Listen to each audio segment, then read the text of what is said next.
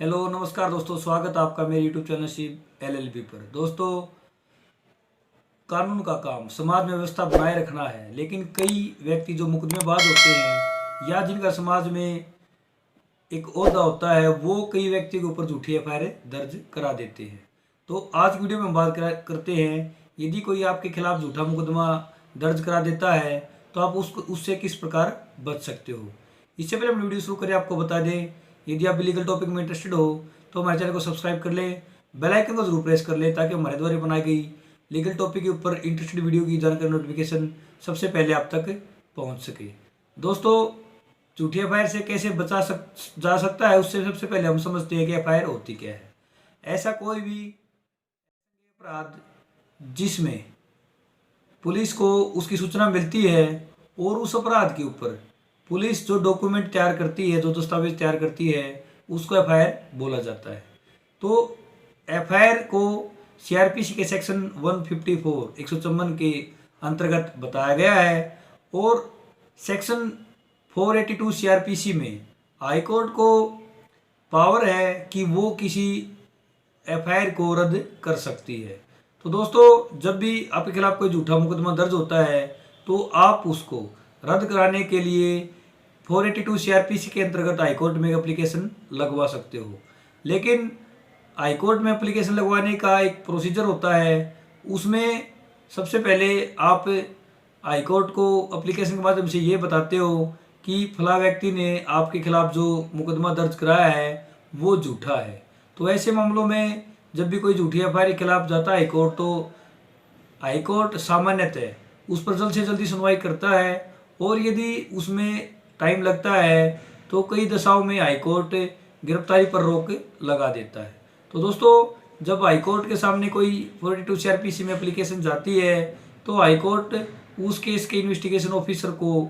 Record सहित वहाँ पे बुला लेते हैं और उसमें हाईकोर्ट के पास दो चीज़ें होती हैं। एक तो एफआईआर और एफआईआर से संबंधित सामग्री जो पुलिस हाईकोर्ट के सामने पेश करती है, और दूसरा वो तथ्य या एविडेंस जो आपके पास होती है और जिसके माध्यम से आप ये कहते हो कि अमुक एफआईआर इस प्रकार आपके खिलाफ झूठी है। यदि कोर्ट को प्रथम दृष्टया ये लगता है कि उस एफआईआर में इतनी सामग्री या ऐसा कोई दस्तावेज या कोई ऐसी चीज़ नहीं है जिससे कि प्रथम दृष्टया आपके खिलाफ कोई एफआईआर बनती हो, तो कोर्ट उसी दशा में एफआईआर को उसी समय रद्द कर देता है। लेकिन हर एफआईआर को कोर्ट रद्द कर दे ऐसा नहीं है। तो उसमें आपको जब भी आप हाईकोर्ट के सामने 482 सीआरपीसी में एप्लीकेशन फाइल करते हो, उसी समय आपको कोर्ट को कन्विंस करना होता है कि अमुक एफआईआर आपके खिलाफ क्यों गलत दर्ज की गई है और अमुक एफआईआर झूठी है। यदि प्रथम दृष्टया कोर्ट आपसे इस बात पर कन्विंस हो जाती है कि ये प्रथम दृष्टया एफआईआर नहीं बनती है तो एफआईआर रिक्वेस्ट कर देती है। लेकिन यदि कोर्ट उस एफआईआर रिक्वेस्ट नहीं करती है तो आप उसमें ये कोर्ट को बता सकते हो कि इसमें जो आईओ या अनुसंधानकर्ता अधिकारी है वो जानबूझकर आपको इस केस में फंसा रहे हैं और सामने वाली पार्टी का पक्ष ले रहे हैं। तो आप हाईकोर्ट के सामने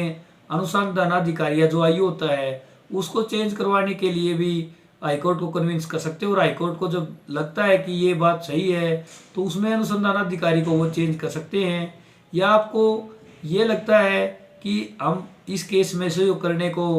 तैयार हैं और हम इस केस में जो जांच अधिकारी है उसका पूरा सही तरीके से सहयोग करेंगे, तो यदि आप किस बात से ऑनरेबल हाईकोर्ट कन्विंस हो जाते हैं तो वो उस समय आपके खिलाफ जो अजमानतीय जो वारंट जारी हुआ है उसको जमानतीय बना देते हैं और आपको मौका देते हैं कि आप फला अनुसंधान अधिकारी के सामने पेश हो सकते हो।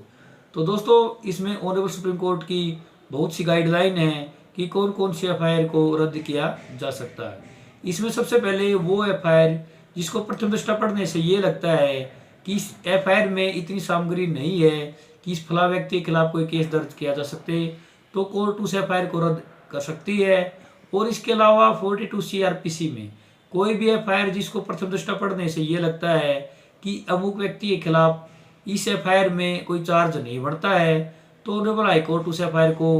482 सीआरपीसी के अंतर्गत रद्द कर सकती है। इसके अलावा यदि कोई एफआईआर को पढ़ने से ऑनरेबल हाईकोर्ट को ये लगता है कि कि इसमें प्रथम दृष्टया ये चार्ज बनता नहीं जो फला व्यक्ति के खिलाफ लगाए गए हैं, तो उस एफआईआर को भी रद्द किया जा सकता है। इसके अलावा बहुत से ऐसे केस हैं जो कि आप ये कह सकते हो जो कि नॉन कॉग्निजेबल होते हैं और जिस पर कोर्ट बिना न्यायालय की अनुमति के एफआईआर दर्ज नहीं कर सकती है। तो ऐसे भी मुकदमे जिन्होंने जो नॉन कॉग्निजेबल होते हैं और जो बिना किसी कोर्ट की अनुमति से जिन पर पुलिस एफआईआर दर्ज नहीं कर सकती और वो एफआईआर दर्ज कर देती है, तो ऐसे मामलों को भी 482 सीआरपीसी के अंतर्गत उसको खारिज किया जा सकता है। इसके अलावा बहुत से ऐसे केस है जिसमें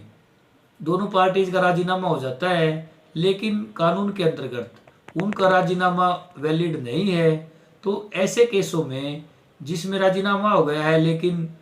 जिसमें कोर्ट को ये पावर नहीं है कि वो राजीनामा को मान ले, तो उन केस को भी ऑनरेबल हाई कोर्ट के समक्ष 482 सीआरपीसी में पेश किया जाता है और कोर्ट को ये लगता है हाँ कि जो राजीनामा वो वैलिड है, तो उस समय भी वो एफआईआर को ऐसे कर देती है। लेकिन या इसके अलावा वो सभी मुकदमे जिनमें पार्टीज का केस के अंदर समझौता हो जाता है लेकिन ट्रायल कोर्ट को वो समझौता मानने की पावर नहीं होती या कानून के अंदर प्रोविजन नहीं है कि वो केस समझौते लायक हो, तो उस समय आपको 482 सीआरपीसी में हाई कोर्ट के सामने एप्लीकेशन लगानी होती है और वहाँ पर कन्विंस करता है कि इस केस में इस एफआईआर में दोनों पार्टी का समझौता हो गया है और ऑनरेबल हाई कोर्ट को लगता है कि ये केस जो समझौता सही है तो उसको रद्द कर देते हैं। लेकिन यहाँ पर ध्यान रखने योग्य बात ये है कि ऐसे मामले जो पूरी सोसाइटी के लिए खतरा होते हैं जैसे मर्डर या ऐसा कोई निनिस क्राइम जिसमें हाई कोर्ट को लगता है कि ये समझौता नहीं हो सकता, तो वो उस समय उस समझौते को मानने से इनकार कर देती है और उस एफआईआर को क्वेश्चन नहीं करती। तो दोस्तों आज की वीडियो में हमने चर्चा की कि यदि आपके खिलाफ कोई झूठी एफआईआर दर्ज हो जाती है तो उस समय आप कैसे बच सकते हो और 482 सीआरपीसी के अंतर्गत ऑनरेबल हाई कोर्ट को इनहेरेंट जुडिक्शन या पावर है कि वो किसी एफआईआर को प्रथम दृष्टया उसको लगता है कि ये झूठी है उसको रद्द कर सकती है। आशा करते हैं आज आपको हमारी वीडियो पसंद आई होगी। वीडियो पसंद है वीडियो को लाइक कर लें, चैनल को सब्सक्राइब कर लें। इसके अलावा यदि आपकी कोई शिकायत या सुझाव है तो कमेंट बॉक्स में लिखकर ज़रूर बताएं। धन्यवाद।